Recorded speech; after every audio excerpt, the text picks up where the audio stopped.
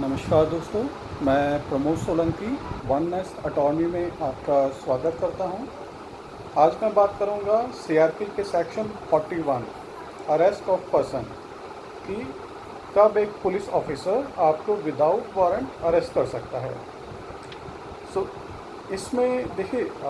When a person in the presence of any police officer if he commit any cognizable offense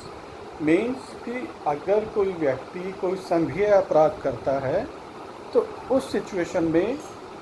एक police officer आपको arrest कर सकता है। And another one is against whom a reasonable complaint has been made or credible information has been received or a reasonable suspicion exists that he has committed a cognizable offense punishable with imprisonment for a term of which may be less than 7 years or which may extend to 7 years whether with or without fine if the following condition are satisfied। इसमें देखिए, अगर कोई संज्ञेय अपराध करता है तो उस केस में पुलिस तो अरेस्ट कर सकती है और जिसमें उसे कम से कम या तो 7 साल की सज़ा हो और जो कि 7 साल की सज़ा बढ़ सकती है और उसमें उसे फाइन भी हो। दोनों सिचुएशन उसमें हो सकती हैं। और इसमें देखिए आगे ये बोलता है कि to prevent such person from making any inducement threat और promise to any person acquainted with the fact of the case so as to dissuade him from disclosing such fact to the court or to the police officer। इस situation में देखिए, police तब भी उस person को arrest कर सकती है कि अगर वो कोई अपराध करने जा रहा है या करने वाला है तो उस सिचुएशन में भी पुलिस उस व्यक्ति को अरेस्ट कर सकती है। एंड आगे इसमें हम देखते हैं who has been proclaimed as an offender either under this code और by order of the state government. Means कि अगर कोई हैबिचुअल ऑफेंडर है और पुलिस ऑफिसर को लगता है कि वो कोई ऑफेंस करेगा तो उस सिचुएशन में भी उस व्यक्ति को अरेस्ट किया जा सकता है। इसमें आगे और देखते हैं who has been proclaimed as an offender either under this code or by order of the state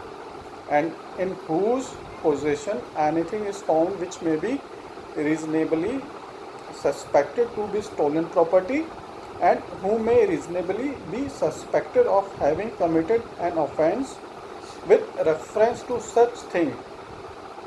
who obstructs a police officer while in the execution of his duty और who has escaped or attempt to escape from lawful custody। Means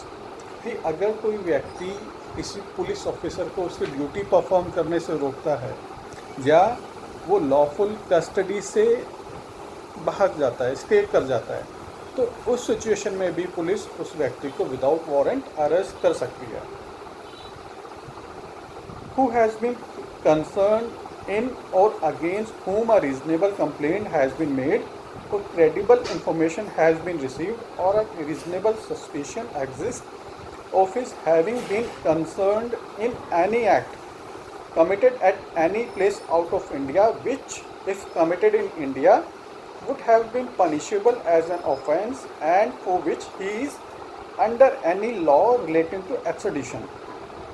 means अगर किसी व्यक्ति के against में कोई complaint आती है या कोई ऐसी इन्फॉर्मेशन मिलती है कि वो सस्पेक्ट है किसी क्राइम में, चाहे उसने वो इंडिया में किया हो और जब वो ऑफेंस करके वो इंडिया से बाहर चला गया, तो उस केस में भी पुलिस उस पर्सन को अगर इंडिया में है तो उसे अरेस्ट कर सकती है। अगर वो इंडिया से बाहर चला गया है तो वो एक्सट्रेडिशन की रिक्वेस्ट करके उसे डिटेन करने के लिए इंडिया में कस्टडी मांग सकती है रिस्पेक्टिव कंट्री से।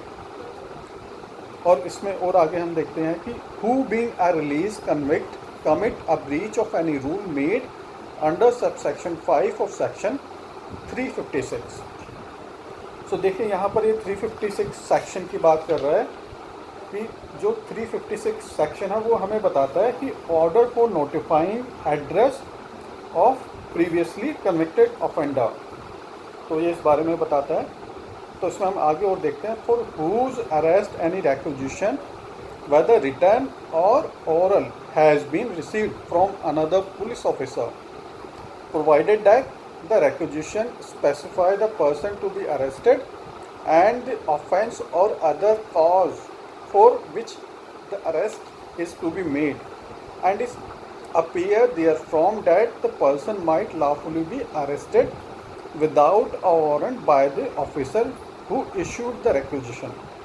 सो इसमें देखिए, अगर किसी पुलिस ऑफिसर को एक अनदर पुलिस ऑफिसर से एक रिक्वेजिशन मिलती है, रिक्वेस्ट मिलती है कि आप इस व्यक्ति को अरेस्ट कीजिए बिकॉज कि ये इस ऑफेंस में लिप्त है या उसने कोई ऑफेंस करने वाला है, तो उस सिचुएशन में भी ऑन रिक्वेस्ट और requisition from another police officer एक दूसरा पुलिस ऑफिसर उस व्यक्ति को अरेस्ट कर सकता है। और देखिए, इस सेक्शन 41 को एक केस लॉ के थ्रू भी इसे एक्सप्लेन किया गया है, जो कि Central Bureau of Investigation versus Kishore Singh,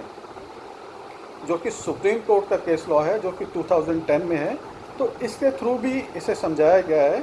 कि कैसे एक पर्सन को विदाउट वारंट एक पुलिस ऑफिसर अरेस्ट कर सकता है। सो देखिए दोस्तों, मैंने सेक्शन 41 के थ्रू आपको एक्सप्लेन किया कि कैसे एक व्यक्ति को एक police officer without warrant arrest कर सकता है। तो दोस्तों, अगर आपको ये वीडियो पसंद आया हो तो आप इसे ज़रूर लाइक कीजिए, सब्सक्राइब कीजिए, और जैसे ही मेरे पास में और कोई दूसरा टॉपिक आएगा या कोई करंट अफेयर्स आएंगे तो मैं ज़रूर आपके साथ शेयर करूँगा। थैंक यू, धन्यवाद, बहुत बहुत धन्यवाद।